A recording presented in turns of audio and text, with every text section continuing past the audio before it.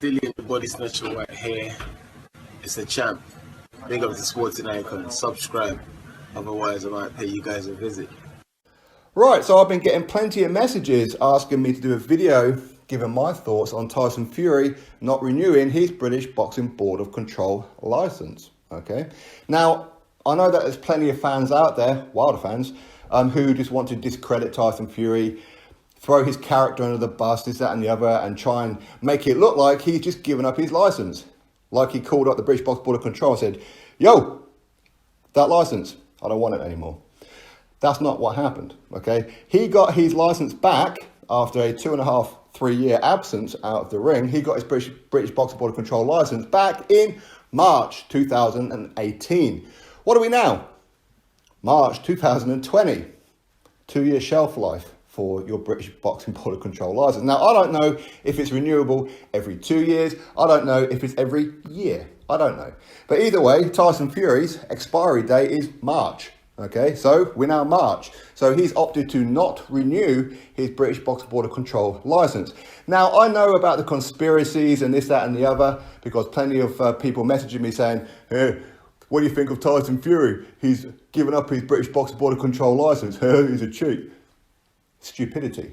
Absolute stupidity. So, sorry, Wilder fans, I'm going to have to take a slash all over your conspiracies. Because these conspiracies will just continue, because people are desperate to give content, okay? People are desperate to try and give some kind of salvation as to why Deontay Wilder got humiliated to the point where his team had to throw the towel in on Tyson Fury. So they're doing everything they can to put down Tyson Fury as much as they can. But here's the truth of it, okay?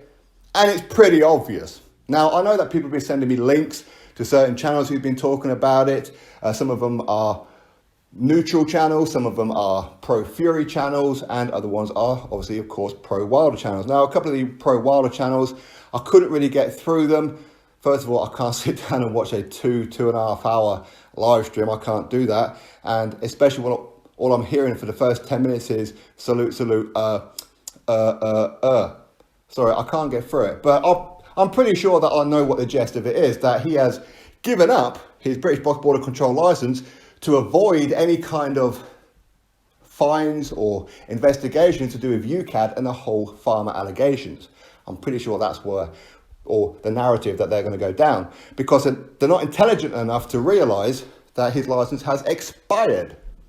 And the reason that it expired is because that's what happens. Here in the UK, all boxers have one license which governs all of the UK, including Northern Ireland. Now, when it has an expiry date, why would you renew something if you're not going to use it? It's pretty obvious, isn't it? Why would you reapply for a license that you're not going to be using? Tyson Fury has said, ever since he signed this 5-fight, $100 million deal with Top Rank and ESPN, that all of his fights will be in the United States of America, not in the UK. He even said that he's not going to be fighting Anthony Joshua here in the UK, which is not words that I want to hear, but that's what he said. So he wants to take Anthony Joshua to Las Vegas. Now, Tyson Fury, as I said before, he renewed his license in March 2018. It's now March 2020, so we're virtually 2 years to the date, okay? So is it a 2 year shelf life? I don't know. Is it every year you've got to do it? I don't know. But even if people are correct in saying that Tyson Fury, he hasn't renewed it because he doesn't want to go through the investigations with UCAD, they're not linked. Sorry about that, but they're not actually linked. Now, if UCAD want to take it further and take up what the farmer was saying and this, that, and the other, they can still do it. They can still do it. They could come out and give him an 8 year ban and say, well, you're not fighting here in the UK anyway. They could still do that. So him holding a British Boxing Board of Control license has no bearing on that whatsoever. None whatsoever. But let's go back to it. If you don't drive, for example, and you're not planning on driving, why would you apply for a driving license? Why would you take lessons, do the theory, do the practical, get your license, and then just not drive a car? What's the point of it? And it's the same kind of thing with Tyson Fury. If you're not going to be fighting in the UK, why would you need a British Boxing Board of Control license? Yes, he's British. I understand that. But it's like Dillian White, who's born in Jamaica. Do you think he owns a Jamaican boxing license? No, of course he doesn't. Do you think Anthony Joshua owns a Nigerian boxing license? No, he doesn't. Do you think Tyson Fury, who's part Irish, owns a Irish boxing license? No, he doesn't. Okay?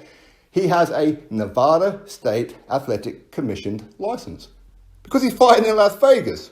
If he's going to go fight in New York, he'll be getting a New York one. If he's going to be fighting back in Los Angeles again, he'll get a Californian one. That's how it works in America. In America, your boxing license will be dependent on what state that it is that you fight in. Because there's so many states over there, whereas here in the UK, it's one umbrella, British Boxing Board of Control license. If you're not going to be fighting in the UK, why give somebody money? Isn't it a waste of money? Hey Tyson, your British Boxing Board of Control license is expired. Do you want to renew it? Well, I'm not going to be fighting in the UK. I've got 2 fights left, and I've stated plenty of times, once those 2 fights are done, I'm going to retire. So, no.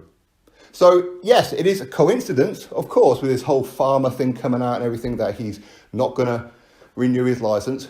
But that's all it is. It's just purely coincidence that his boxing license happened to expire now. All right? There's no conspiracy to it.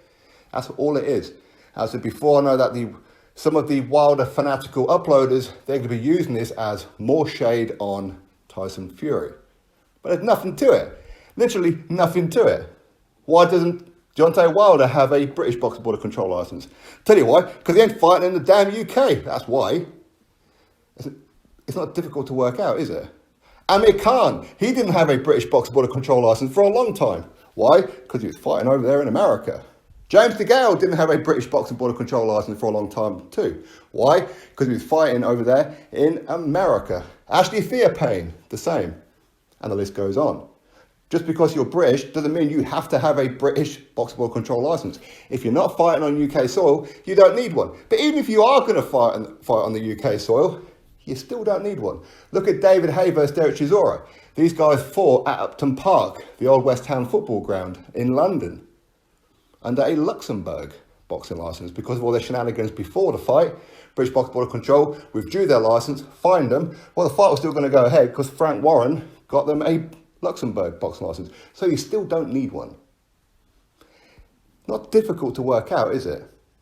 For anybody who's got any kind of, even an ounce of intellect, it's not difficult to work out. If you're not fighting in the UK, why do you need a British Boxing Board of Control license?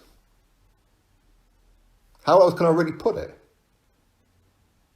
It's not difficult to understand, it really isn't. But as I said before, it's not going to stop the conspiracy theorists. It's not going to stop any of them. They'll come out and try and twist it to do whatever it is that they're going to do. Why? Because there's enough stupid people in the world to go, oh yeah, that's why. That's an admittance of guilt because of the whole UCAD thing. As I said, they're not even linked. UCAD could still, if they really want to, investigate it all and bring Tyson Fury in for a tribunal hearing. They could still do that. He doesn't need a British Boxing Board of Control license to do so. It's not difficult to work out, is it? Anyway, it is what it is. Tyson Fury has not renewed his British Boxing Board of Control license. Simple as that, really, isn't it? Drop your thoughts below. Click thumbs up, subscribe. Catch you all in the next video.